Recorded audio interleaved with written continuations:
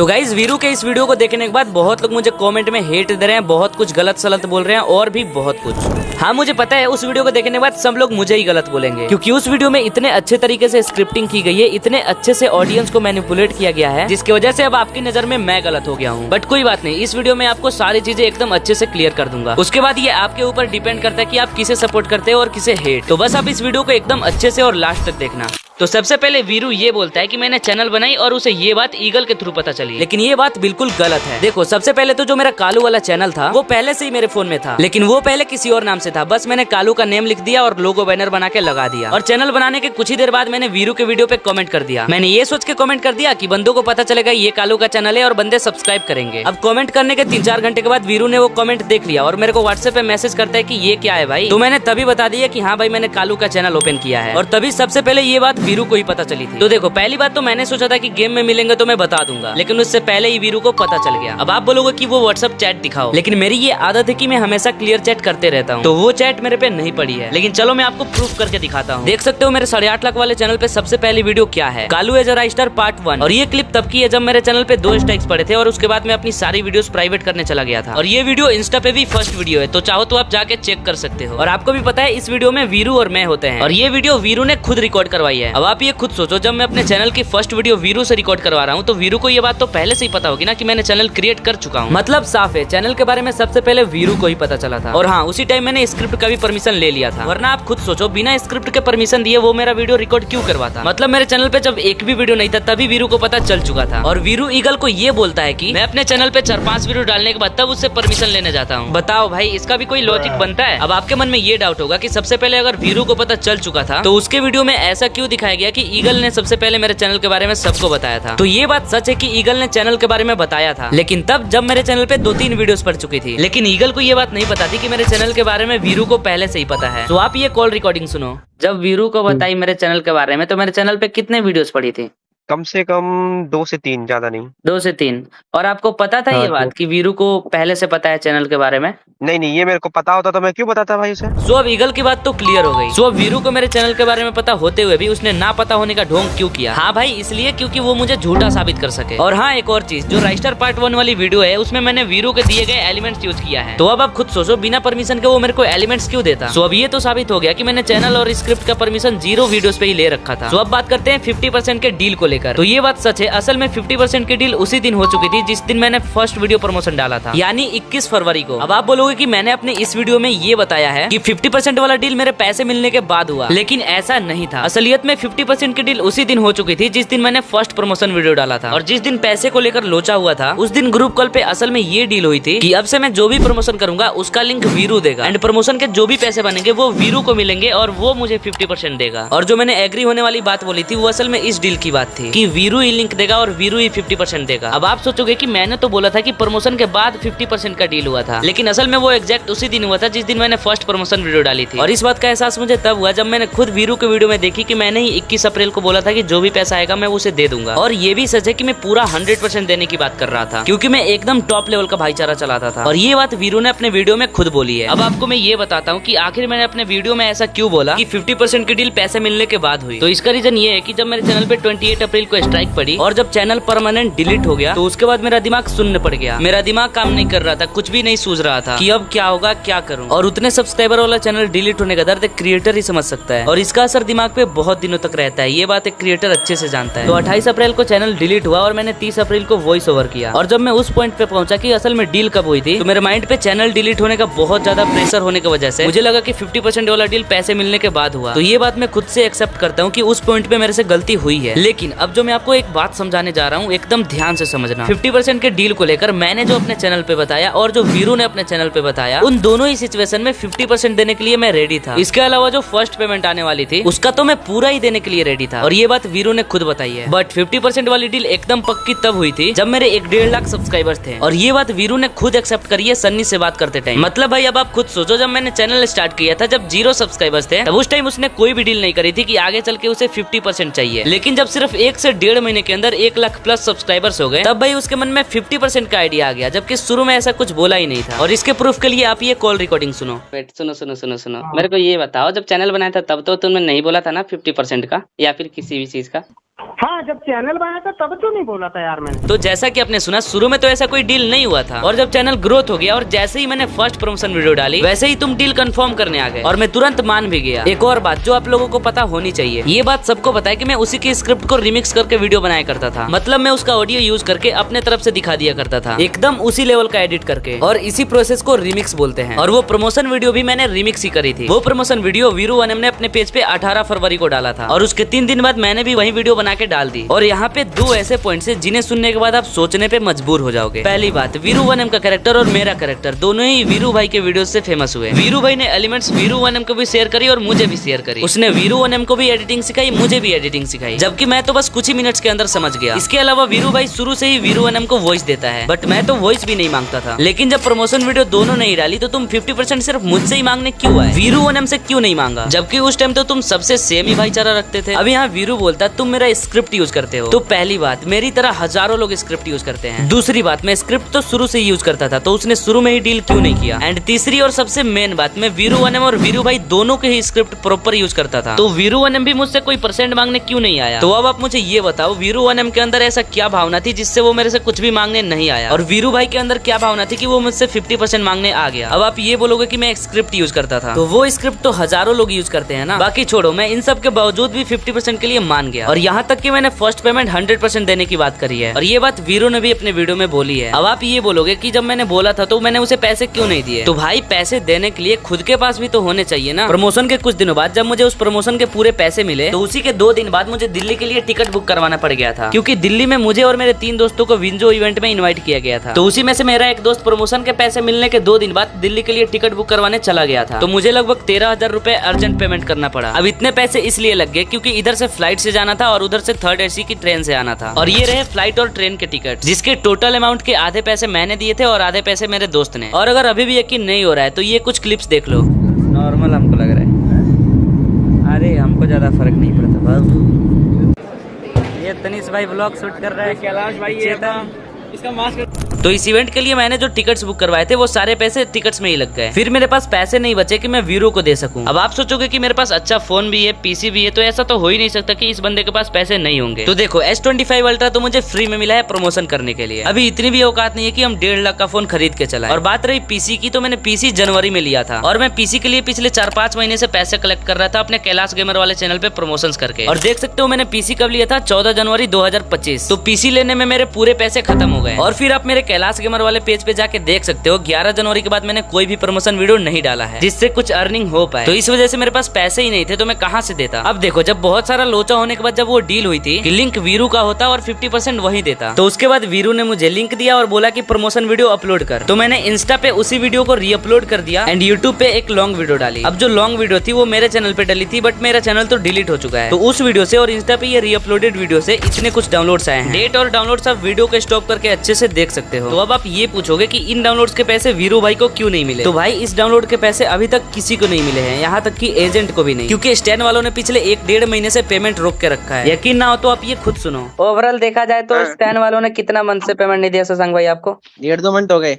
हाँ, और प्रिंस भाई आपको 1.5 मंथ भाई, 1.5 मंथ सेम। तो यहाँ पे पूरे एजेंट कम्युनिटी में किसी को भी स्टैंड का पेमेंट नहीं मिला है। और ये जो दोनों एजेंट्स हैं उन्हें आप नहीं जानते, बट पूरे क्रिएटर्स जानते हैं। और कॉल पे जो प्रिंस भाई थे, वीरू ने इसी प्रिंस भाई से प्रमोशन लिया था। तो यहाँ पे एजेंट को ही पैसा नहीं मिला है, तो वो हमें कहाँ से देगा? और डील के अकॉर्डिंग 50% पैसे वो मुझे देने वाला था। हेलो, ये बताओ, जिस दिन हम सब कोई कॉल पे थे उस दिन क्या डील हुआ था? यही डील हुआ था ना कि जो भी इसके बाद से जो भी प्रमोशन करूंगा उसका लिंक मेरे को वीरू देगा, और जो भी पैसा बनेगा वीरू मेरे को 50% देगा। सन्नी भाई बताओ, यही डील हुआ था ना? ईगल भाई बताओ, आप बताओ। हाँ, ये तो डील हुआ था यार। अब प्रिंस भाई, अब आप ये बताओ, जो लिंक उसके बाद जो मैंने प्रमोशन करा था उसका लिंक किसने बना के दिया था? आपने बना के दिया था? वीरू बता। लिंक मैंने बना के दिया था। हाँ, और लिंक मैंने ही बना के दिया था। और वीरू ने मुझे दिया और था वीरू ने लगाने के बोला लिए। था कि पैसे मेरे को ना, कैलाश को 1 पैसे मत देना, पैसे मैं दूंगा कैलाश को। अरे मेरे भाई का कॉल आ रहा है यार, उसके साथ बट सीन है, अभी तक वो पैसा अभी तक मिला ही नहीं है भाई आपको। मिला है तो बताओ। स्टैंड पे पेमेंट ही नहीं है 1.5 महीने से। तो इस सिचुएशन में ना वीरू को पैसे मिले हैं, ना ही एजेंट को पैसे मिले हैं और ना ही मुझे। तो अब बताओ जो फर्स्ट प्रमोशन के पैसे थे वो मैं कहाँ से देता। सो ओवरऑल देखा जाए तो जब मैंने चैनल स्टार्ट किया था तब उसने कोई भी पैसों की डील नहीं की थी, और जब चैनल का अच्छा खासा ग्रोथ हो गया तब पैसे मांगने आ गया। बट फिर भी मैं डील के लिए एग्री कर गया, और पैसे मैं किस वजह से नहीं दे पाया ये तो मैंने अभी आपको बता ही दिया। तो ये 50% डील वाला मैटर क्लियर होता है। अब चलो आपको ये बताता हूँ कि स्कैम कैसे हुआ था। जिस प्रमोशन के 50 से 60,000 रुपए मिलने चाहिए थे उसके मुझे 10,000 ही क्यों मिले। तो देखो, जब मैंने स्टैन ऐप का प्रमोशन किया था तो उस टाइम मुझे एक डाउनलोड्स के 18 रुपए मिल रहे थे, और उस वीडियो से जो कि 2500 से 3000 डाउनलोड्स आने चाहिए थे, लेकिन आए थे असल में 500 से 600 के करीब डाउनलोड। तो देखो 21 फरवरी से 28 फरवरी तक मेरे 250 के करीब डाउनलोड्स आए थे, और उसके बाद मार्च के महीने में 1 से 3 मार्च के बीच 150 डाउनलोड्स आए थे, और 3 मार्च को मैंने आखिरी बार डैशबोर्ड देखा था, और उसके बाद मैं डायरेक्ट 17 तारीख को डैशबोर्ड देखने गया था कि चलो देखते हैं कितने डाउनलोड्स आए हैं। लेकिन उस दिन मुझे पता चला कि डैशबोर्ड क्लोज हो चुका है, और वो भी 7-8 दिन पहले ही। और अगर डैशबोर्ड क्लोज हो जाता है तो उसके बाद हम डाउनलोड्स नहीं देख सकते। तो देखो 21 फरवरी से 3 मार्च तक मेरे 400 डाउनलोड्स आए थे, और उसके बाद कितने डाउनलोड्स आए वो मुझे नहीं पता क्योंकि डैशबोर्ड तो क्लोज हो चुका था। और ये बात आपको भी पता है कि कोई भी वीडियो डालने के कुछ दिनों बाद से व्यूज की स्पीड कम हो जाती है। तो इसलिए हमने सोचा कि पहले ज्यादा व्यूज आए थे तो 400 डाउनलोड्स आए थे, फिर उसके बाद जितने व्यूज आए उसके अकॉर्डिंग हमने अंदाजा लगाया कि 150 डाउनलोड्स आए होंगे। तो पहले के 400 और अभी के 150 मिलाकर हुए 550 डाउनलोड्स, और 18 रुपए पर डाउनलोड्स के हिसाब से 550 डाउनलोड्स के रुपए इतने हुए, जो कि लगभग 10,000 रुपए के करीब हो रहा है। तो फिर मैंने शशांक भाई से बोला कि जितने डाउनलोड्स आने चाहिए थे उतने तो आए नहीं है, तो कम से कम 10,000 रुपए तुम पे कर दो। और देखो शशांक भाई से पहले से ही मैंने 4,600 रुपए ले रखे थे, तो उसे 10,000 में पेमेंट करने चाहिए थे 5,400। तो मैंने बोला शशांक भाई एक तरह से 5500 रुपए ही भेज दो। अब डैशबोर्ड क्लोज हो चुका था तो उसी दिन मैंने लिंक भी हटा के पैसे ले लिए, और देख सकते हो उस दिन मुझे 5,500 रुपए मिले क्योंकि मैंने 4,600 रुपए पहले से ही ले रखे थे। अब इन चीजों का चैट मेरे पे नहीं है, जैसा कि मैंने बताया मैं क्लियर चैट कर देता हूँ। अब कुछ लोग ये सोचेंगे कि चैट ही नहीं हुई थी और ये क्लियर चैट का बहाना मार रहा है, तो आप ये खुद ही देख लो कि फर्स्ट चैट कब हुई थी, 25 अप्रैल को, क्योंकि मैंने 25 अप्रैल के पहले के चैट्स मैंने क्लियर चैट कर रखा था। लेकिन मैंने क्लियर चैट तो कर दिया था, लेकिन क्लियर चैट करने से पहले मैंने वीरू भाई को व्हाट्सएप पे स्क्रीन शेयर करके मेरे और शशांक भाई के बीच के वो चैट्स दिखाए थे जिस दिन मैंने पेमेंट लेने की बात करी थी कि मुझे कुल मिलाकर 10,000 ही रुपए मिले हैं। और यहाँ तक कि मैंने ये फोन पे ट्रांजेक्शन का भी हिस्ट्री दिखाया था, जहाँ पे साफ साफ दिख रहा है कि शशांक भाई ने मुझे 5,500 रुपए ही पेमेंट करे हैं। बट इतना कुछ दिखाने के बाद भी बंदे को अभी भी यकीन नहीं हो रहा था कि मुझे 10,000 रुपए मिले हैं। उसे ऐसा लग रहा था कि मुझे 50,000 के करीब रुपए मिले हैं। तो चलो आपके इस डाउट को भी दूर करने के लिए मैं आपको शशांक भाई का ट्रांजेक्शन हिस्ट्री दिखाता हूँ। तो सबसे पहले तो ये मेरे दोस्त का ट्रांजेक्शन हिस्ट्री देखो, जिसमें डेट वगैरह कब किसने कितने पैसे दिए सब कुछ दिख रहा है। लेकिन शशांक भाई की हिस्ट्री में एक ही पेमेंट हुआ है, वो भी 5,500 का। और देखो ये पेमेंट भले ही मेरे फोन पे में आया है, लेकिन शशांक भाई ने पेटीएम से किया है क्योंकि मैंने पेमेंट मांगने के लिए फोन पे का यूपीआई आईडी दिया था। और ये गूगल पे के ट्रांजेक्शन जो 21 फरवरी के पहले के हैं, मतलब इन ट्रांजेक्शन से वीरू का कोई लेना देना नहीं है। और ये पेमेंट्स भी पेटीएम से ही हुए हैं, और ये रहा पेटीएम का ट्रांजेक्शन, और ये पेमेंट भी बहुत पहले ही हुआ था। और मैंने तीनों एप्स की हिस्ट्री इसलिए दिखाई ताकि आप ये ना सोचो कि बाकी के पैसे मैंने दूसरे ऐप से लिए हैं। अब यहाँ पे तीनों एप्स में शशांक भाई ने पेटीएम के थ्रू पेमेंट किया है। अब आप सोचोगे कि पेटीएम का पेमेंट पेटीएम में ही दिखना चाहिए था ना, तो ऐसा नहीं होता। आप पेमेंट मांगने के लिए अपने जिस ऐप का भी यूपीआई आईडी देते हो, आपका पेमेंट ट्रांजेक्शन उसी ऐप में शो करेगा, चाहे सामने वाला किसी भी ऐप से पेमेंट करे। चाहो तो आप ये चीज खुद ट्राई करके देख सकते हो। अब यहाँ पे मेरे तीनों ही एप्स में पेटीएम के थ्रू ही पेमेंट हुआ है, क्योंकि शशांक भाई पेटीएम के अलावा कोई भी ऐप यूज नहीं करते, तो इसका सवाल ही पैदा नहीं होता कि उन्होंने किसी और ऐप से पेमेंट किया होगा। और ये बात आप खुद उनके ही मुंह से सुन लो। जब से मैं काम कर रहा हूँ तो मेरे को किन किन ऐप से पेमेंट करा है? पेटीएम से किया। तो चलो ये तो क्लियर हो गया कि उस प्रमोशन के मुझे 10,000 रुपए मिले थे। और अब देखो फोन पे पर जो एक बार पैसे आए हैं वो कालू वाले प्रमोशन वीडियो के पैसे हैं। बाकी जो गूगल पे और पेटीएम पे पैसे आए हैं वो 21 फरवरी से पहले आए हैं। तो ये तो साफ बात है कि वो पैसे मुझे कैलाश गेमर वाले प्रमोशन से मिला है। तो अब कुछ ओवर स्मार्ट बंदे ये सोचेंगे कि जब मैं कैलाश गेमर पे इतने टाइम से प्रमोशन कर रहा हूँ तो ट्रांजेक्शन हिस्ट्री के अकॉर्डिंग मैंने 18,000 रुपए कैसे कमाए हैं। वीरू बोलता है कि मैंने 8-9 लाख रुपए तो कमा ही लिए होंगे। तो पहली बात तो भाई तुम किसी के अर्निंग का अंदाजा ऐसे ही नहीं लगा सकते जब तक वो खुद सामने से ना बताए। बट फिर भी मैंने शशांक भाई के साथ काम करके पिछले 1 सालों में 4 से 5 लाख रुपए अर्न किए हैं। अब आप ये बोलोगे वो पैसे तो ट्रांजेक्शन हिस्ट्री में दिख ही नहीं रहे हैं। तो देखो पिछले 1 साल में मैंने इन 18,000 रुपयों के अलावा 4 से 5 लाख रुपए सिर्फ 2 से 3 महीने में अर्न किए थे, और वो महीना था सितंबर से दिसंबर तक। अब चाहो तो मेरे कैलाश गेमर वाले पेज पे जाके देख सकते हो, इन 3 महीनों के अंदर मेरे प्रमोशन वीडियो मिलियन में ही जाते थे। तो इसलिए एक बार में कभी 80,000, कभी 90,000, कभी 1 लाख से ऊपर बनते थे। तो जब एक बार में इतने सारे पैसे बनते थे तो शशांक भाई वो पेमेंट डायरेक्ट कंपनी से ही करवा देते थे, जिसके लिए मुझे अपना बैंक अकाउंट डिटेल्स देना पड़ता था। तो वो डायरेक्ट बैंक अकाउंट में ही आते थे, ना कि किसी यूपीआई ऐप में। और इसलिए आपको ऐप्स के अंदर इतने ट्रांजेक्शन नहीं दिखे होंगे। और अगर आपको लगता है कि मैं झूठ बोल रहा हूँ तो आप ये कॉल रिकॉर्डिंग सुनो। जब मेरे बहुत ज्यादा पैसे बनते थे 80,000, 1 लाख, तो वो पैसे किससे करवाते थे? खुद से करते थे? वो तो कंपनी से कराता था यार। वो किससे करूंगा? वो कंपनी से कराता था जब ज्यादा पैसे। है तो कम होगा तो मैं कर लूंगा। सो ये सब चीजें मैंने आपको इसलिए दिखाई ताकि वीरो आगे चल के ये ना बोल सके कि मेरे ये वायरल प्रमोशन वीडियोस के पैसे ट्रांजैक्शन हिस्ट्री में क्यों नहीं है। और हाँ, जैसा कि मैंने बोला था, प्रमोशन वाले पैसे मिलने के बाद मैंने टिकट बुकिंग करवा ली थी और इस चीज का प्रूफ आप इस ट्रांजैक्शन हिस्ट्री में देख सकते हो कि 17 को प्रमोशन के पैसे मिले और 19 को मैंने टिकट के लिए पैसे भेज दिए। एंड अनफॉर्चुनेटली मेरे अकाउंट में 7-8 हजार रुपए पहले से ही थे और ये 5 हजार मिलने के बाद टिकट बुकिंग में ही सारे पैसे चले गए। और टिकट बुकिंग के लगभग 7-8 दिनों बाद वीरू का कॉल आया था पैसों के लिए। उसके बाद क्या डील हुई वो तो मैंने आपको बता ही दिया। और टिकट बुकिंग के लगभग 7 दिनों बाद यानी 26 मार्च को वीरू का कॉल आता है पैसों के लिए और उसी दिन ये डील हुआ कि प्रमोशन के लिए लिंक वो देगा, 50% वो मुझे देगा। ये डील उस दिन कंफर्म हुआ, फिर अगले दिन उसका कॉल आया। प्रूफ के लिए ये क्लिप देख लो जिसमें मैंने प्रिंस भाई को 27 मार्च को वो कॉल रिकॉर्डिंग भेजा था जिसमें वीरू चैनल का एक्सेस मांग रहा था। भाई यार देख यार, मेरे को तो यार चाहिए यार, ये अभी ये कोई सिस्टम नहीं चलेगा यार। मतलब क्या करेगा चैनल लेके, ये बताओ ना मेरे को। मैं भाई अपने में लॉगिन करूंगा ना भाई, मेरे को भाई बस अपने में फोन में लॉगिन चाहिए भाई, 50% है तो। पहली बात तो ये क्लिप मैंने प्रिंस भाई से मांगी क्योंकि मैंने तो अपना क्लियर चैट कर दिया था और उसी कॉल के टाइम में अपना चैनल तो नहीं देता हूँ क्योंकि या तो वो मेरा चैनल हैक कर सकता था या फिर एक फाइंड माय डिवाइस करके फीचर आता है जिसमें अगर एक जीमेल 2 फोन्स में लॉगिन रहता है तो दोनों में से कोई भी एक दूसरे के फोन को रीसेट मार सकता था और इधर फोन रीसेट करने के बाद उधर पासवर्ड चेंज, नंबर चेंज, सब कुछ चेंज और आईडी हैक। अब उसे मुझ पे भरोसा नहीं था तो मैं उस पे भरोसा कैसे कर लेता। तो इसी वजह से मैंने यूट्यूब लॉगिन नहीं दिया क्योंकि कौन जानता है किसके मन में क्या है। लेकिन हाँ, मैंने भाईचारा बनाए रखने के लिए इंस्टाग्राम लॉगिन दे दिया। ये देखो तेरे पास कोड आया होगा।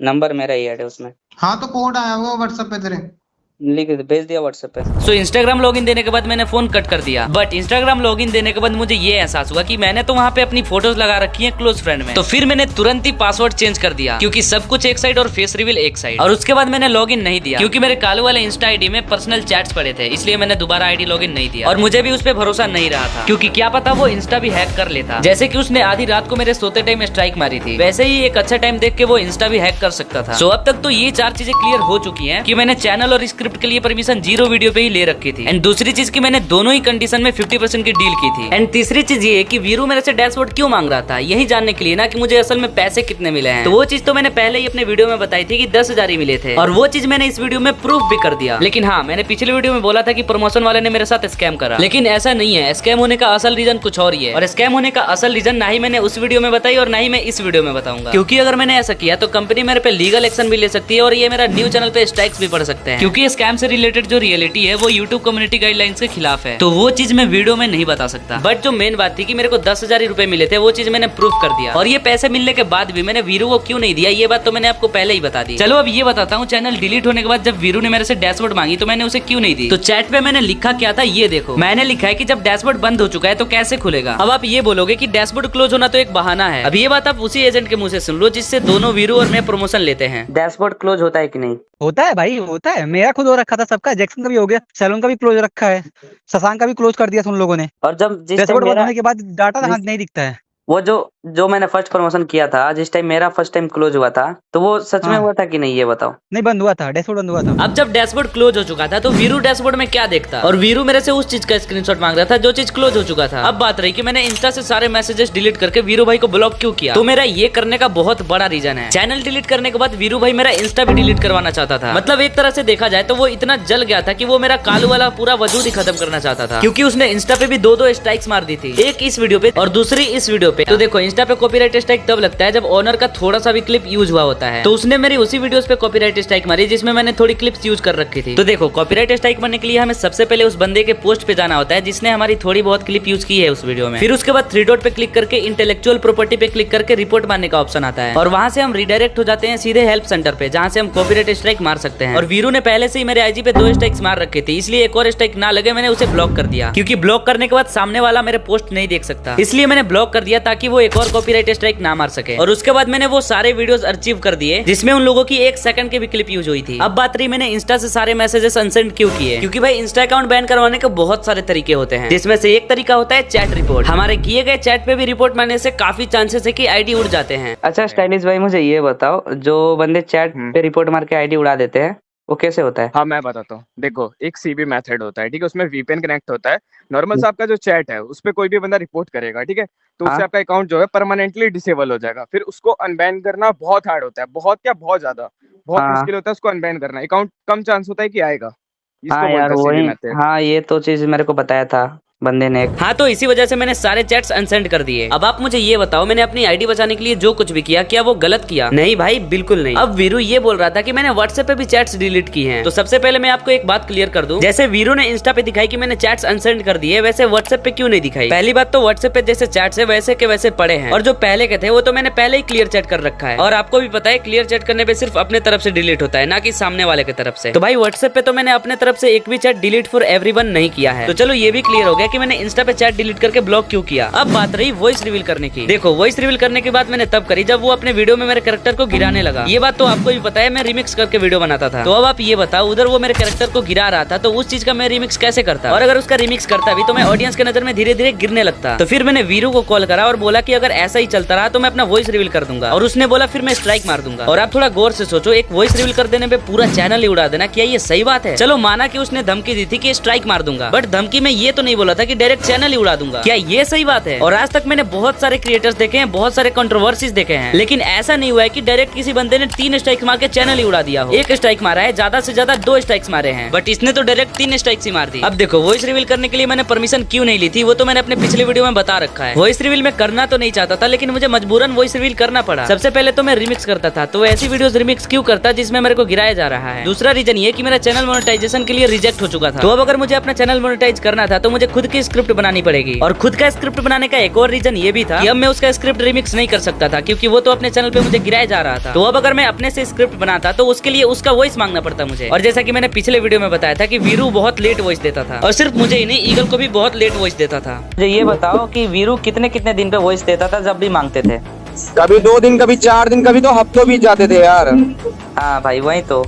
तो अब मेरे पास अपना वॉइस रिवील करने के अलावा कोई भी रास्ता नहीं बचता है। और आप खुद बताओ, मैं उस सिचुएशन में करता तो करता क्या? फिर उसके बाद मैंने बिना बताए वॉइस रिवील कर दी, और क्यों नहीं बताई वो मैंने पिछले वीडियो में बता रखा है। अब यहाँ पे आप एक चीज गौर करना, जब मैंने वॉइस रिवील वाली वीडियो डाली तब वीरू ये भी तो बोल सकता था कि वीडियो डिलीट कर दे, वरना मैं तुझे स्ट्राइक मार दूंगा। चलो मैं मानता हूँ, ये बात पहले भी उसने बोला था कि जब मैं वॉइस रिवील करूंगा तो वो स्ट्राइक मार देगा। मेरे वॉइस रिवील करने का रीजन क्या था ये बात वीरू अच्छे से जानता था, बट फिर भी 1 स्ट्राइक मारने की जगह उसने 12 घंटों में 3-3 स्ट्राइक्स मार दी, और बहुत बोलने के बाद भी उसने स्ट्राइक नहीं ली। तो क्या ये वीरू ने सही किया? ये आप बताओगे, मैं नहीं। अब वो ये बोलता है कि मैंने वॉइस रिवील करके उसे कालू से अलग करना चाहा। तो देखो, अगर वो कालू को नीचा नहीं दिखाता और वो टाइम पे वॉइस दे देता तो मुझे वॉइस रिवील करने की नौबत ही नहीं पड़ती। मतलब आप ये खुद सोचो, मुझे चैनल मोनेटाइज करने के लिए खुद से स्क्रिप्ट बनाना पड़ता, और उस स्क्रिप्ट की वॉइस मुझे तुरंत ही मिल जाती, तो मुझे वॉइस रिवील करने की क्या जरूरत थी? अब कुछ लोग ये बोलेंगे कि मैं स्क्रिप्ट सोचता भी तो टूटा फूटा सोचता, क्योंकि मैं तो शुरू से स्क्रिप्ट नहीं सोचता था बल्कि रिमिक्स करता था और एडिट करता था, तो मुझे स्क्रिप्ट का क्या ही आइडिया होगा। तो भाई, जो लोग ऐसा सोचते हैं वो बिल्कुल गलत है। मेरे चैनल पे 5 वीडियोस पड़ी है और स्क्रिप्ट कैसी है वो तुम अच्छे से जानते हो। मैं शुरू से ही अपने स्क्रिप्ट पे वीडियो बना सकता था। मतलब तुझे क्या लगता है, मतलब मैं स्क्रिप्ट बना सकता हूँ कि नहीं तेरे टाइप का?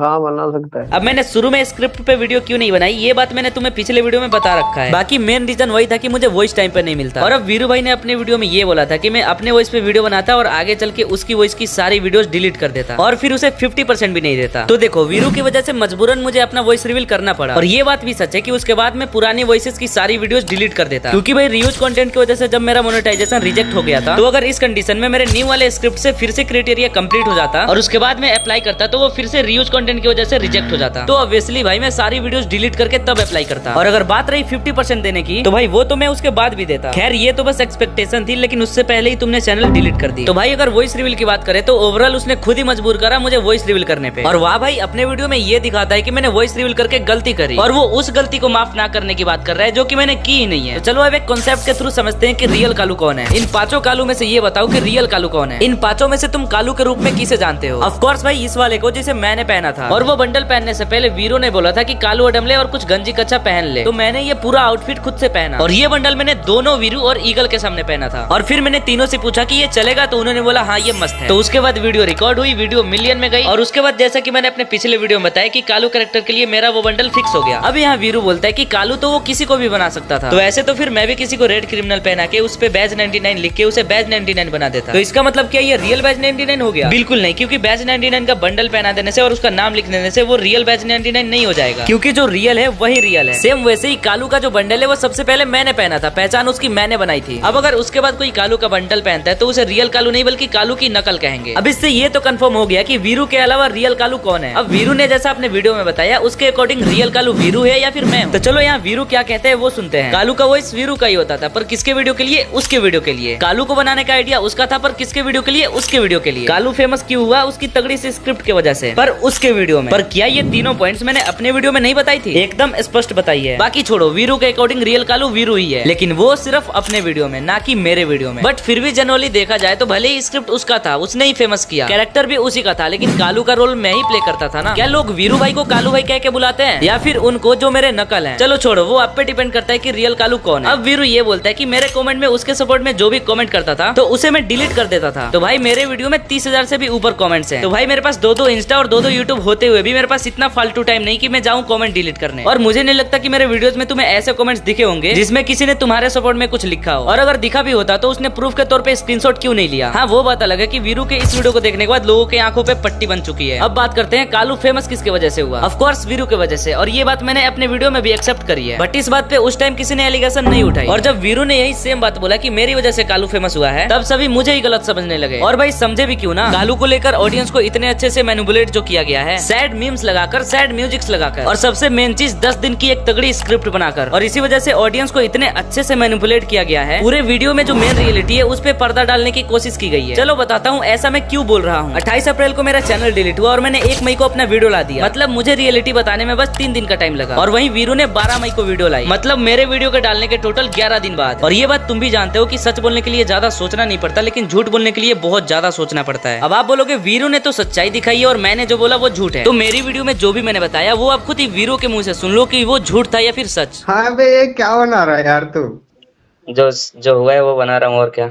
चल तेरा काम बिल्कुल चल सही तो है, बोला तो एकदम सच है। ये रिकॉर्डिंग है उस दिन की जिस दिन मैंने ये लॉन्ग वीडियो डाली थी, और जब उसने कॉल की थी तब मेरे उस लॉन्ग वीडियो पे लगभग 1,500 व्यूज थे, क्योंकि उसने ये सोच के सच्चाई बक दी थी कि न्यू चैनल है और लॉन्ग वीडियो पे व्यूज जाएगा ही नहीं, तो क्या ही फर्क पड़ता है। तो चलो आपको इस पूरे कंट्रोवर्सी की ऐसे मेन पॉइंट्स बताता हूँ जिन्हें आपसे छिपाने की कोशिश की गई है। पहला पॉइंट, चैनल मैंने फुल्ली परमिशन से स्टार्ट की थी, वो भी बिना किसी डील के, और उसने शुरू में परमिशन इसलिए दे दी थी क्योंकि उसे लगता था कि मैं सक्सेस नहीं कर पाऊंगा, क्योंकि उस टाइम मेरे से पहले से ही बहुत लोग रिमिक्स करते थे, तो वो वायरल नहीं हुए तो मैं कैसे ही हो जाता। और दूसरा पॉइंट है लालच। शुरू में डील नहीं हुआ, पर जैसे ही चैनल ग्रोथ कर गया वो पैसे मांगने आ गया, चलो फिर भी मैं मान गया था। और तीसरा पॉइंट है जलन। जब उसने देखा कि मैंने उसकी स्क्रिप्ट यूज करके 8 लाख सब्सक्राइबर्स कर लिए, तो सबसे पहले तो वो अपने चैनल पे मेरे कैरेक्टर को गिराना स्टार्ट कर देता है। और जब उसने अपने वीडियो में ये बोला था कि वही रियल कालू है, तो वही वीरू जो पहले कालू को टॉप पे रखता था, अचानक से उसने गिराना क्यों चालू कर दिया, तो वही सबसे बड़ा रीजन बन गया मेरे वॉइस रिवील करने का। सो इसका मतलब कालू से बिछड़ने की शुरुआत पहले उसी ने की। एंड चौथा और सबसे मेन पॉइंट, जब वो चैनल हड़पने में नाकामयाब हो गया तब उसने चैनल ही डिलीट करवा दी, और साथ ही इंस्टा भी डिलीट करवानी चाहिए, बट इंस्टा डिलीट नहीं हुई, क्योंकि मैंने समय रहते इंस्टा को भी पूरा सेव कर लिया। अब आप अगर थोड़े से भी समझदार हो गए तो आप समझ जाओगे कि इन सब की वजह वीरू की लालच और जलन है। तो अब इतना कुछ सुनने के बाद ये आप पे डिपेंड करता है कि आप किसे हेट करोगे और किसे सपोर्ट। और जाने से पहले मैं ये बात फिर से कहना चाहूंगा कि सच बोलने के लिए ज्यादा टाइम नहीं लगता और झूठ बोलने के लिए बहुत सोचना पड़ता है। जैसे कि मैंने 3 दिन में ये वीडियो ला दी और उसने 11 दिन लगा दिए। जैसे कि मैंने ये वीडियो भी 5 दिन के अंदर ही ला दिया, जबकि उसकी वीडियो 14 मिनट की और मेरी वीडियो 27 मिनट की। बाकी समझदार बंदे इन 2 बातों को ध्यान में जरूर रखेंगे। और हाँ, अगर बात करें मेरी इस लेटेस्ट वीडियो की, इसमें वीरू को एब्यूज किया गया है, तो वो कुछ लोगों को गलत लग रहा है। तो जब वीरू ही कालू है तब तो तुम अपने कैरेक्टर को औकात की बात नहीं करोगे। मतलब इनडायरेक्टली कालू के बहाने वो सारी बातें मेरे लिए बोली गई हैं। तब मुझे तो नहीं लगता कि ये वीडियो डाल के मैंने कोई गलती की। बाकी इसके बाद मेरी लॉन्ग वीडियो डायरेक्ट उन लोगों के लिए आएगी जिन्होंने मेरे बुरे समय में हेल्प करा, मेरे पे सपोर्ट वीडियो बनाई। तो फिर मिलते हैं अगले वीडियो में, तब तक के लिए राधे राधे। भाई मैं ये बोल रहा हूँ, स्ट्राइक लेगा वापिस? हाँ यार, उसके लिए यार थोड़ा सोचना पड़ेगा यार, मेरे को क्या फायदा हो सकता है तेरे से, यही तो पूछना पड़ेगा। तूने यार वीरू भाई, पता है तूने सब बिखेर दिया यार। क्या कर रहे हैं यार, मैं ऐसा ही हूँ यार।